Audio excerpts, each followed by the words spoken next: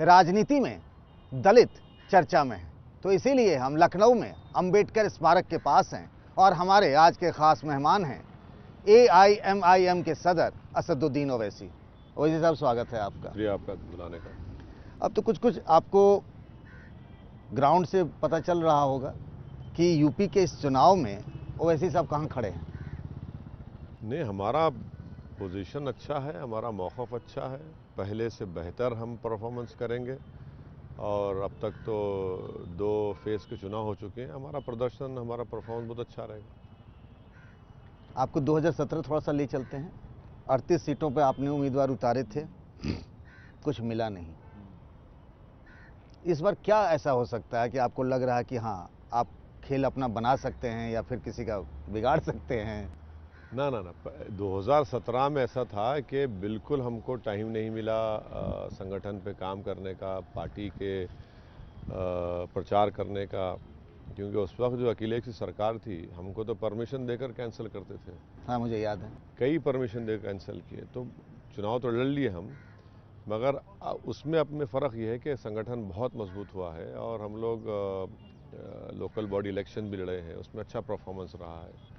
Candidates हमारे अब के बार बहुत अच्छे हैं हमारे, और चुनाव से पहले ही हम पूरा यूपी आधा फिर चुके थे, तो उसमें फ़र्क पड़ेगा बहुत।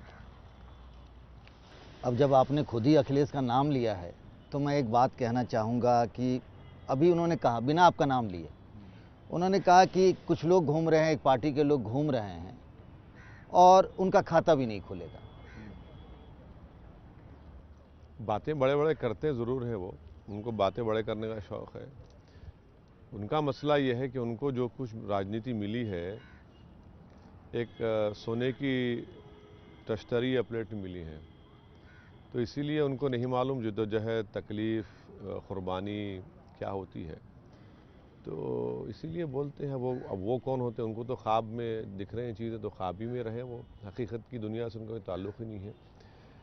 देखेंगे 10 मार्च को पता चल जाएगा किसके ख्वाब चुकनाचूर होते हैं। ये ऐसा क्यों है ओवैसी साहब?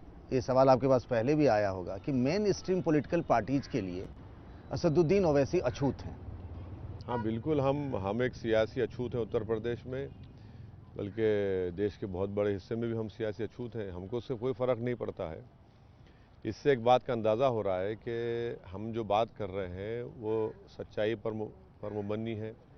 हम जो संविधान के दायरे में रहकर बातचीत करते हैं और जो हिस्सेदारी की बात करते हैं, तो जितने पार्टीज़ को हमसे एलर्जी है या हमको अछूत बनाने की कोशिश कर रहे हैं, तो उनको लगता है कि भाई अब उनकी वो जो डरा करोट हासिल करते थे, ख़ास तौर से अल्पसंख्यक समाज मुसलमान का, उनको लगता है कि अब इनको डरा कर वोट हासिल नहीं कर पाएंगे। हिस्सेदारी की ये बात कर रहा है, पॉलिटिकल एम्पावरमेंट और लीडरशिप की बात कर रहा है, जो ये इन सो कॉल्ड सेकुलर पार्टीज़ में इनके माइंडसेट में बात नहीं है। इनको सिर्फ ये है कि बस वोट है, डालो हमको और भूल जाओ इनको बस, और फिर चुनाव है, फिर वही बात करो, पुरानी कैसेट दोहरा दो। ये ऐसा है कि इस बार जो चुनाव है, कहा जा रहा है कि बाइपोलर पॉलिटिक्स है, मुस्लिम वोटों में बंटवारा नहीं हो। अखिलेश यादव ने इस बार मुस्लिम उम्मीदवार भी कम दिए, कई बड़े चेहरों को उन्होंने नहीं उतारा, जैसे इमरान मसूद हो गए, कादिर राणा हो गए। अब ये भी चर्चा है कि मुख्तार अंसारी न लड़े, उनकी पीढ़ी के दूसरे लोग लड़े, और आप उसमें घुस जाते हैं तो ये लगता है कि पोलराइज हो जाएगा और फ़ायदा बीजेपी को मिल जाएगा। अरे देखिए, इस पॉइंट में कोई सच्चाई नहीं है, ये सिर्फ झूठ है। 2019 में हम कहाँ लड़े उत्तर प्रदेश में? नहीं, ये बात तो सही नहीं नहीं नहीं लड़े ना भाई, पूरे देश में हम सिर्फ 3 लोकसभा सीट लड़े, तब भी बीजेपी 306 के करीब जीत गई। तो कौन जिम्मेदार है इसका भाई? मुलायम सिंह यादव साहब की मैनपुरी उनका स्ट्रॉन्ग होल्ड है, वहाँ पर मेजॉरिटी कम हो गई उनकी। आपके घर के 3-3 लोग हार गए, हम नहीं लड़े। ये क्यों नहीं बोलते कि भाई हमको मेजॉरिटी कम्युनिटी का वोट नहीं मिला जो मोदी के पास चला गया था, हमको अति पिछड़ा समाज का वोट नहीं मिला। आप ये नहीं कहते, आप सिर्फ अल्पसंख्यक समाज मुसलमान पे तवज्जो बड़ी आपकी।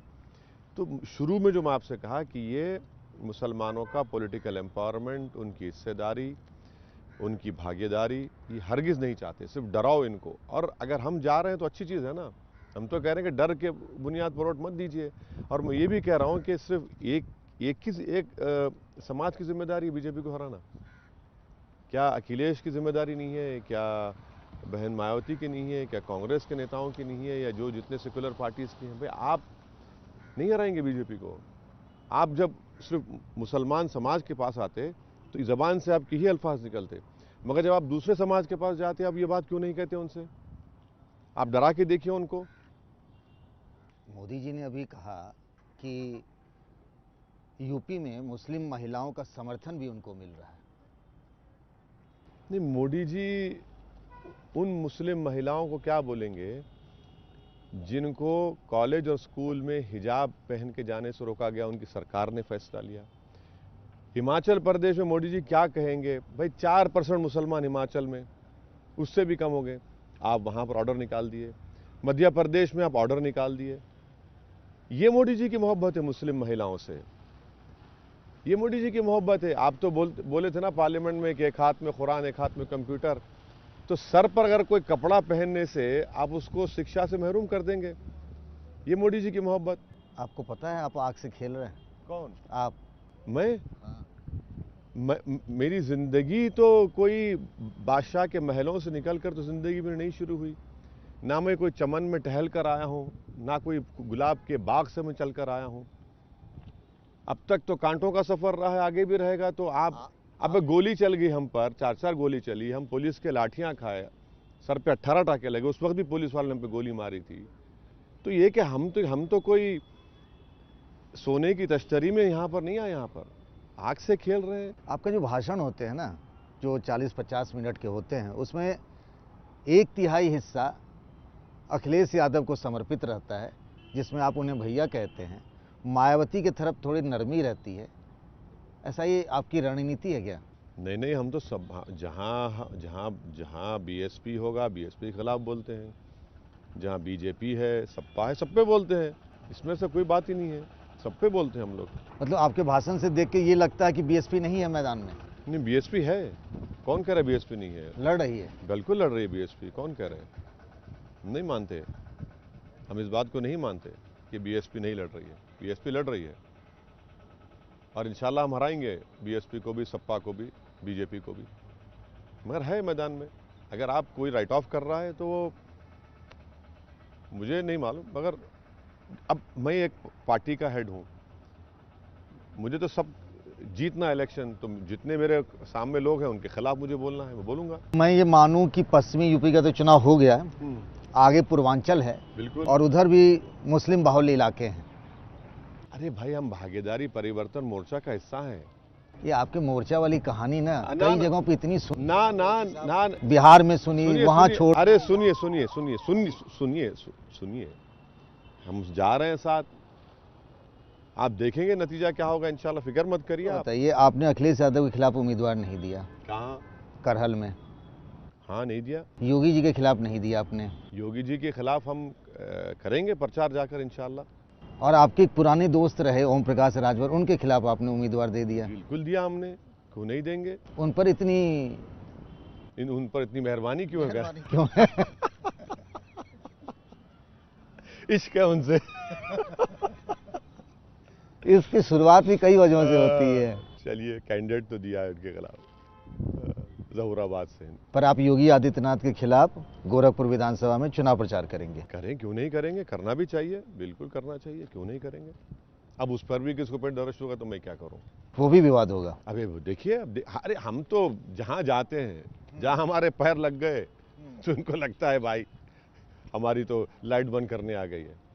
बहुत बहुत शुक्रिया ओवैसी, शुक्रिया, समय निकाला।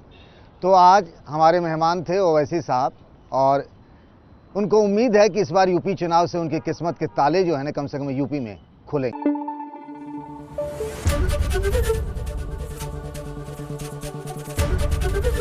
एबीपी न्यूज आपको रखे आगे।